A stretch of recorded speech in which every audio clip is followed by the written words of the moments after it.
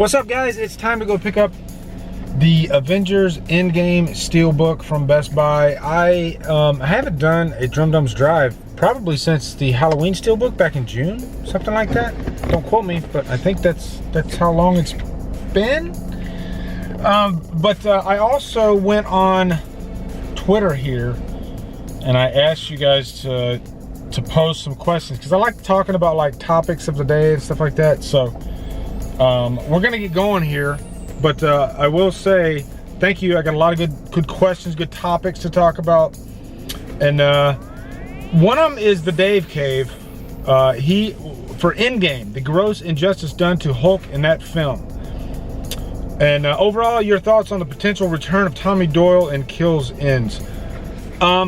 First off, you know what, let me put you guys on my thing here so I can. So one question, I'm just gonna do one question and I'm putting it down because I'm not gonna drive while I'm actually talking to my camera. But I will say, what they did to the Hulk is a fucking crime. That after I saw the movie, I liked it, still was bothered by the Hulk, but after I let it settle for, I guess months now, it really bothers me. Especially when they tee it up in Infinity War with this really quick fight where Hulk just gets his ass handed to him. By the way, Hulk seems to always get his ass handed to him in the MCU timeline, which annoys the shit out of me because if you read the comics, Hulk is not to be fucked with at all. And I save the F word sparingly for when I'm passionate about something, and I'm passionate. But yeah, I mean, I think you guys know why. They teed it up, and then they had a chance for the ultimate payoff at the end of Endgame. And plus you have those three guys walking towards Thanos. Where the hell was the Hulk? That makes no sense to me. So that's my thoughts on that. All right, so we are at Best Buy. Now my question is, I'm wondering what the stock's gonna be like. If they're gonna have a lot of these things, or if they're just gonna be completely sold out of the Steelbook. If I were a gambling man, this is a high profile release. I'm gonna gamble and say that there are at least a few on the shelves. I'll guess and say 4. They'll have 4 4K Steelbooks on the shelf. I already got one Site to Store. Site to Store's never done me wrong so far, knock on wood. So hopefully I don't lose my Site to Store. But let's go in. Let's go see.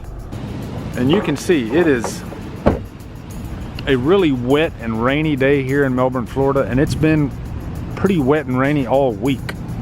So we can see right here they got plenty of them, actually. Plenty of 4K Steelbooks, plenty of Blu-rays, plenty of 4Ks. Nice cover actually. And here's what the back looks like of the Steelbook. It's a nice cover for the Steelbook, but I kind of prefer the regular edition 4K artwork, but because I'm a completist, I have to have the Steelbook. So, and you can see they reissued the Thor: The Dark World and Thor Steelbooks, which is interesting. All right, so apparently in my Best Buy, you can't walk in there with a camera anymore because I got a little bit of footage, as you could see, but I'm looking at the Trick or Treat slipcover, and then the guy walks up to me and he's like, "May I help you? You are not allowed to have a camera in here." So, gonna be a little harder to do those Drumdums drives down the line, but we'll power through. We'll figure out a way, I guess. Besides, I do your topics. That's like the brunt of my video, is me talking about your topics. But anyway, I did get the Steelbook. As you can see, there were a lot of available 4K in there. They'll still be gone within the next few days probably, but yeah, there's what it looks like. Very happy. Looks nice. There's the J card, as the cool kids like to call it. And now I'm gonna pull up your topics. Okay, there it is. Got the list pulled up here of all your questions, your topics. Good stuff. But anyway, yeah, let's roll through them. Horror movie review 73. What were your thoughts on season 3 of Stranger Things, and would you be interested in reviewing all 3 seasons? I have reviewed season 2, actually. I have not reviewed season 1 and season 3. I liked season 3. Stranger Things, it's a fun show. it feeds off that nostalgia thing. I like season 3 just as much as I did season 2. It would take me too long to go to an in-depth review on everything. But yeah, a lot of enjoyable moments in that series. And I'd be willing to watch I'll watch every season that comes out of Stranger Things. It's fun. It's got that fun Carpenter-ish type score. A lot of these characters are really great. So yeah, and that's the most important thing. If you didn't like the characters, it doesn't matter the time period. It wouldn't matter. Next question, Shannon Morant, It Chapter 2. Do you have a problem with the runtime of 2 hours and 45 minutes? No, I think as long as they pack it with a lot of good material, it'll be fine. And I think It Chapter 1 is like 2.5 hours, and that flew right by for me. As a matter of fact, I just recorded my revisited review for It Chapter 1 coming soon, and there was a lot to discuss. So if you give me a lot of meat and potatoes in that runtime, I got no problem with it. Troy Candy says, seeing lots of great suggestions and topics, looking forward to it, and of course some further thoughts on the new Tool song now that you've had a week to live with the song. Can't wait to watch. Yeah, that song blew my mind. If you watch that little video, I had watched it twice, and I have listened to that song. Like, there are days that I've listened to nothing but that song. That's how great of a song it is. And it still holds up. It's still a phenomenal song. And if any indication, the new album is going to be amazing. And you know what? It's still going to be Tool. You know, there's going to be Tool fans like myself. And then all those people that don't like Tool or even hate Tool, they're going to go on thinking the same thing. That's just the way the world turns. But for me, I mean, it was everything. That song, it's one of my favorite Tool songs at the moment. It's a really, really great song. It's very ambitious. You know, you can tell a lot of work was put into that song. So, yeah, I mean, it's a journey. Jordan Jackson, A Certain Fan Film. I am working on a fan film, and Jordan Jackson is actually assisting me in that fan film in the score department. So I'm looking to shoot some more, hopefully next week.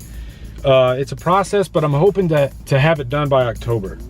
Gareth Peckham says, is Tom Atkins better without the mustache? Are you serious? Hell no. Luke Baxter, the new casting of Blade. Yeah, the new actor, he looks sort of like Wesley Snipes. Oscar-winning actor. I think he'll do a fine job, but it's hard for me to process anybody else outside of Wesley Snipes playing Blade. He's just that glued into that character. So it's going to be a tough adjustment for me. I'm not going to lie, no matter who plays. It's like somebody else playing Rocky. That's how good he plays Blade. Charles B. Who would you like to see more comic book horror movies like, or would you like to see more comic book movies like Brightburn and the upcoming Doctor Strange sequel? Hell yes. And I would love a Aquaman around that whole horror section of the movie. I can't remember you'll let me know in the comments, but there's a section of the movie that when they're getting surrounded by all those creatures on that boat, and the whole scene looked very like horrific. So I would love anything with horror and comic books. I'm in, no question. I love when they mix those two genres together. There's a lot of possibilities. I loved Brightburn, and I'd like to see a Brightburn sequel. I'll even say that. Juan Jose, are you going to buy the Steelbook edition? Have you saw the I saw the Target edition, but I really want the Steelbook because I have the other Steelbooks.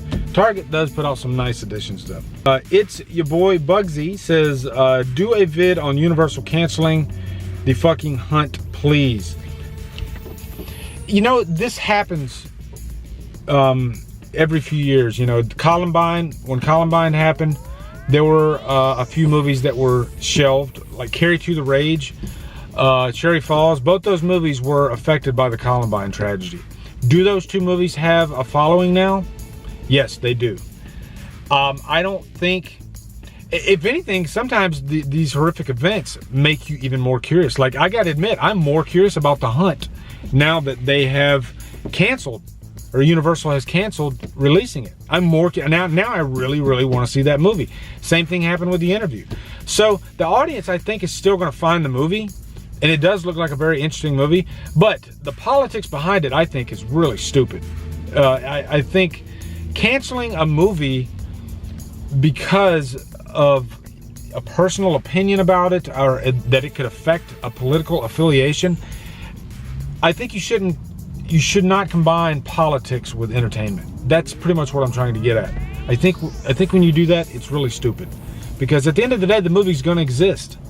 And at the end of the day, it's not going to really change anything. If this movie came out in theaters, I can probably count off 10 movies that are much more violent than this movie's going to be. And at the end of the day, it doesn't even matter. Movie Man, the future of the MCU. I'm kind of done with the MCU, to be honest, but I'm curious. I saw what they had for Phase 4. Wasn't really that impressed, if I'm being honest. I am curious about the Morbius movie, but that's because I'm a selfish horror fan with Jared Leto. That looks interesting, but yeah. And I don't take it for granted. Believe me, I know that we are living in a world where we are so privileged right now to have all these great comic book characters on screen together. Endgame was, outside of what they did to the Hulk, which was a tragedy, it's still a really fitting conclusion to the whole thing. What Kevin Feige did with this whole MCU run is nothing short of amazing. I cannot take that away from him. I think there is a such thing as superhero fatigue, though, and I think a lot of people are feeling it now, and I think a break is needed. That's what I think. What would you like to see for Halloween Kills and Ends? If you, I'm not even going to go into it because I've already posted a couple of videos about Halloween Kills and Ends. It's getting dangerous now because, especially in killer flicks, a lot of people are complaining about Halloween and then people get ugly with each other. There's something about the Halloween franchise that does bring out like negativity in people. It seems like it. And I love the franchise so much. It is my heart. It is my favorite franchise ever. It's a part of me. But I see the ugliness that the franchise brings out in people for some reason. People get really nasty about it for some. So, but yeah, I am super, super pumped for Kills and Ends. I definitely recommend checking out those last videos that I've done on those. I go way in depth on my thoughts. Ghostbusters 3, I really have no thoughts. I love the first Ghostbusters. Don't even remember the second one. The female Ghostbusters was an atrocity, not because it was females, but because it was just a really, really bad movie. That movie was an agenda. That's what it was. Zombie Tomato says the Joker, it's one of the most anticipated movies behind it too. Yeah, I got a good feeling about the Joker. I think it's going to be good. I think there's a lot that we don't know yet outside of that trailer. And I think Joaquin Phoenix is going to knock it out of the park. I really do. And last one, same one, Zombie Tomato, the movie Ready or Not. I'm going to see 47 Meters Down, the sequel, this weekend. Next weekend I'm seeing Ready or Not. Really looking forward to that movie, actually. It looks fun. I was kind of getting like a Your Next vibe from it. But we'll see. Looks like it's going to be a blast, though. So, and if Samara Weaving gets another hit behind her belt with this, then she could be lining herself up to be like another Scream Queen, which is really cool. Anyway, guys, that's it. That is a Drumdums drive in the can. And always fun to do these. Fun to get outside of the evil lair and actually do some videos right there with you guys. But anyway, guys, I hope you guys have a great day. Be sure to come over to Killer Flicks, where we talk horror all day and every day. And on Fridays, we do Free For All Fridays. Follow me at Drumdums. I'm going to point it here while I'm talking. Follow me at Drumdums on Facebook, Twitter, Instagram, and Letterboxd. Look at all that traffic just going right now in the rain. And yeah, so anyway, guys, Drumdum out.